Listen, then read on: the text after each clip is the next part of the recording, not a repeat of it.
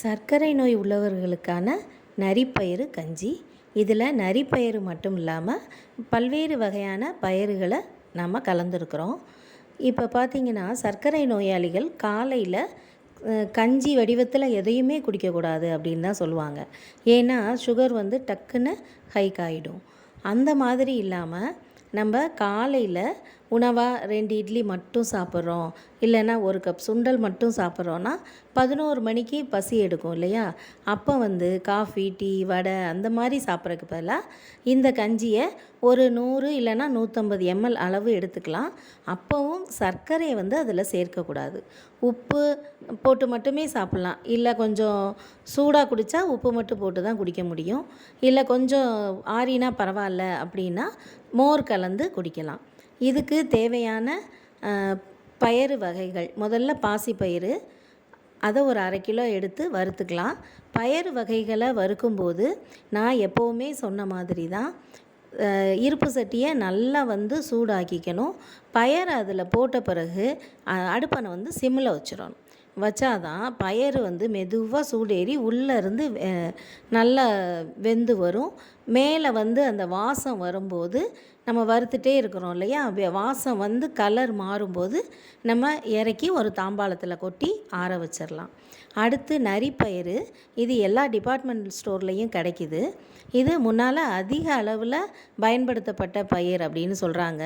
வறட்சி காலங்கள்லையும் தண்ணீர் குறைவாக செலவு பண்ணாலே இந்த பயிரை வந்து வளர்க்க முடியுமா?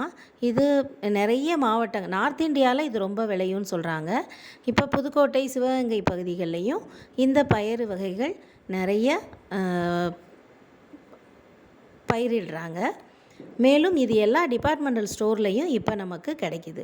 நரிப்பயிரை நம்ம 1 கிலோ அளவு எடுத்துகிட்டு அதையும் நல்லா வெறும் வானொலியில் நல்லா சூடேறி அந்த கலர் மாறுற வரைக்கும் வறுத்துக்கணும்.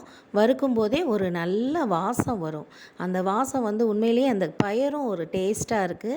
இவ்வளோ நாள் இது நமக்கு தெரியலையேன்னு எனக்கு கஷ்டமாக இருந்தது. அந்தளவு அது ஒரு ருசியான பயிராக தான் இருக்குது.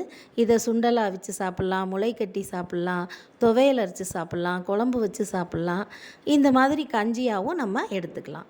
அதுக்கப்புறம் கொள்ளு, அது வந்து ஒரு 1/2 கிலோ எடுத்துக்கலாம். அந்த கொள்ளை வறுக்கும் போதே ஒரு 100 கிராம் சுக்கை வந்து நம்ம அதில் சேர்த்துக்குவோம். சுக்கை தனியாக வறுத்தா சூடு ஏறுறது கஷ்டம். இந்த கொள்ளோட சூட்டே அந்த சுக்கில் ஏறி அதுவும் கொஞ்சம் நல்லா வறுபட்டுரும்.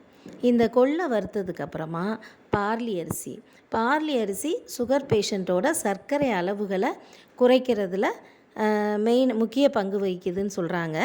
இது வந்து பார்லி அரிசியை நம்ம ஒரு 1/2 கிலோ எடுத்துக்கிறோம். பார்லி அரிசி 1/2 கிலோ எடுத்துகிட்டு அதையும் நல்லா வறுத்து இந்த கஞ்சியில் சேர்க்குறோம். இது எல்லாமே புரோட்டீன் சத்து மிகுந்தது தான், நீரிழிவு நோயாளிகளுக்கு ஏற்றது தான். அப்புறம் கேழ்வரகு, அதில் கால்சியம் சத்து நிறைய இருக்குது. கேழ்வரகு வந்து ஒரு 1/2 கிலோ எடுத்துக்கலாம். அதையும் நல்ல பொன் வறுவலாக வறுத்து வாசம் வர வரைக்கும் வறுக்கணும். அதனால அந்த பாப்கார்ன் மாதிரி பொரியும். அந்த ஸ்டேஜில் நம்ம அதை எடுத்து கொட்டிக்கலாம். எல்லாத்தையும் ஆற வச்சுக்கணும். நரிப்பயிரோட பலன்கள் அப்படின்னு பார்த்திங்கன்னா, நரிப்பயிர் வந்து மெயினாக எலும்புகளை பலப்படுத்துமா. கால்சியம் சத்து நிறைஞ்சிருக்கிறதுனால நோய் எதிர்ப்பு சக்தியை அதிகரிக்கும். மன அழுத்த அளவை வந்து குறைக்குமா. அதில் துத்தநாகம், ஜிங்க்ன்ற சத்து நிறைஞ்சிருக்கிறதுனால நம்முடைய மன அழுத்தத்தை குறைக்கும். தசை பழுதுகளை வந்து சரி செய்யும். எடை குறைப்புலையும் இது முக்கிய பங்கு வகிக்குது. உடல் சக்தி அளவை அதிகரிக்கும். நீரிழிவு நோயாளிகள் வந்து எப்போவுமே ஒரு சோர்வை உணர்வாங்க. அந்த சோர்விலிருந்து வெளிவரவும் அவங்களுக்கு இந்த கஞ்சி பயன்படும். அடுத்து மலச்சிக்கல்லேருந்து விடுபடுறதுக்கும் இந்த நரிப்பயிறு வந்து உதவும். நார்ச்சத்து மிகுந்ததாக இருக்குது. இப்போ இதில் நிறைய வந்து நம்ம புரோட்டீன் தான் சேர்த்துருக்குறோம். புரதச்சத்து நிறைந்த பயிறு வகைகள் இதை தான் சேர்த்துருக்குறோம். கார்போஹைட்ரேட்னு சொன்னால் கேழ்வரகில் தான் கொஞ்சம் அதிகமாக இருக்கலாம் இல்லையா? கேழ்வரகை நல்லா வறுத்துட்டு பாருங்கள், அதில் பாப்கார்ன் மாதிரி நல்லா பொரிஞ்சு வரும். இந்த ஸ்டேஜில் அதை நம்ம அந்த வறுத்து மற்ற பொருட்கள் வச்சுருக்கோம் இல்லையா, அதோட தாம்பாளத்தில் கொட்டிடலாம். அதுக்கப்புறமா இந்த பூசணி, வெள்ளரி, தர்பூசணி, இந்த விதைகள், ஆளி விதைகள், இதெல்லாம் வந்து சூடேறுற வரைக்கும் வானொலியில் வறுக்கணும். அந்த கிளிப்பிங்ஸ் மட்டும் எப்படியோ மிஸ் ஆயிடுச்சு. அதை வறுத்து நம்ம வந்து மெஷினில் கொடுத்து இதை அரைச்சி வாங்கிக்கலாம். இப்போ ஒரு ஒருத்தர் குடிக்கிற அளவுன்னு பார்த்தா இந்த ஒரு பெரிய கிளாஸில் ஒரு பாதி அளவு தண்ணியை சூடு பண்ணிக்கலாம். பாதி கப்பில் நம்ம என்ன பண்ணலான்னா 1 ஸ்பூன் மாவு அதை எடுத்து நல்லா கரைச்சிக்கணும். இந்த தண்ணி சூடாகும்போது நல்லா கொதித்து வர்ற நேரத்தில் இந்த நம்ம கரைச்சி வச்சுருக்கோம் இல்லையா, அந்த கலவையை அதில் கொட்டிடணும். கொட்டி நல்லா கொதிக்க வைக்கணும். கொஞ்சம் அடுப்பை சிம்லையே வச்சுக்கலாம். ஏன்னா நம்ம கொஞ்சமாக தான் செய்கிறோம். நிறைய தீ இருந்துச்சுன்னா டப்புன்னு அடி பிடிச்சிரும். அதனால் நம்ம இந்த கஞ்சியை நம்ம தயார் பண்ணிவிட்டு கடைசியாக இதில் உப்பு போட்டு இறக்கி தான் நீரிழிவு நோயாளிகள் குடிக்கணும். இதை வெயிட்டு குறைக்கிறதுக்காக குடிக்கிறேன், இல்லை எனக்கு இதில் கொஞ்சம் சத்துக்காக நான் குடிக்கிறேன்னு நார்மலாக உள்ள மற்றவங்க ஹெல்த் ப்ராப்ளம் எதுவும் இல்லைங்கிறவங்க இதில் சர்க்கரை கடைசியாக சேர்த்து கொதிக்க வச்சு குடிச்சிக்கலாம். ஆனால் சுகர் உள்ளவங்க கண்டிப்பாக இதில் சுகரை சேர்க்கவே கூடாது. ஏன்னா மற்ற எல்லா பொருட்களுமே நம்ம உடம்புக்கு நன்மை தர்றதா இருக்குது. நம்ம இதில் சர்க்கரையோ இல்லை ஜீனியோ போட்டு சாப்பிட்டோன்னா அந்த அது தேவையில்லாததாக நம்ம உடம்புல திரும்பவும் சுகரை ஏற்ற தான் செய்யும். இதில் நம்ம சேர்த்துருக்கிற பொருட்கள் எல்லாமே சர்க்கரை அளவை கட்டுப்படுத்துறதுக்கு உதவும். இதை நம்ம ஒரு 11 மணி அந்த மாதிரி நேரத்தில் நம்ம குடிச்சிக்கிட்டோன்னா பசியை கட்டுப்படுத்தும். நம்ம மதியானம் சாப்பிட்ற வரைக்கும் வேறு ஏதாவது நம்ம நொறுக்கு தீனி சாப்பிடணும், இல்லை டீ காஃபி குடிக்கணும் அப்படிங்கிற ஒரு எண்ணத்தையும் நம்மக்கிட்ட இருந்து இது எடுத்துரும். அந்த மாதிரி நேரத்துக்கு நம்ம இதை பயன்படுத்திக்கலாம். இல்லை சாயந்தர நேரத்தில் காஃபி டீக்கு பதிலாகவும் நம்ம இதை குடிச்சிக்கலாம். நல்ல வெதுவெதுப்பான சூடோடு நம்ம இதை குடிக்கும்போது இதோட டேஸ்ட் ரொம்ப நல்லா இருக்குது. வாசமும் ரொம்ப அருமையாக இருக்குது, அட்டகாசமாக இருக்குது. சொல்லப்போனால் காஃபி டீ அதை மறக்கணும் அப்படிங்கிறவங்க இதை குடித்து பழகிட்டிங்கன்னா கண்டிப்பாக காஃபி டீயை மறந்துடுவோம்.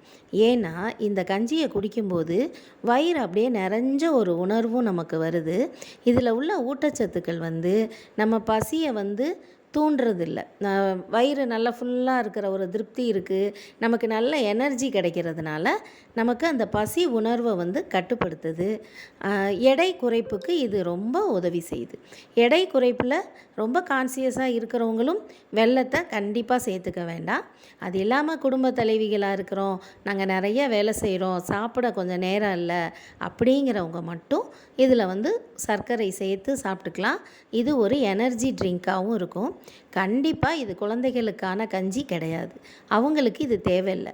ஏன்னா நம்ம கொள்ளு பார்லி எல்லாம் சேர்த்துருக்குறோம். குழந்தைங்களுக்கு ஊட்டச்சத்து தேவை, அவங்களுக்கான சத்து மாவு கஞ்சியே வேறு.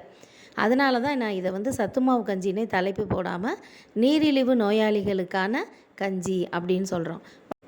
குழந்தைகளுக்கு இதை கொடுக்கவே கூடாதா அப்படின்னா அப்படி இல்லை. எப்போவாவது ஒரு அரை கிளாஸ் 1/4 கிளாஸ் கொடுக்கலாம். எனர்ஜி ட்ரிங்க் மாதிரி அவங்களும் குடிச்சிக்கலாம். ஆனால் ரெகுலராக அவங்களுக்கு இது தேவையில்லை. அதை தான் நான் சொல்ல வந்தேன்.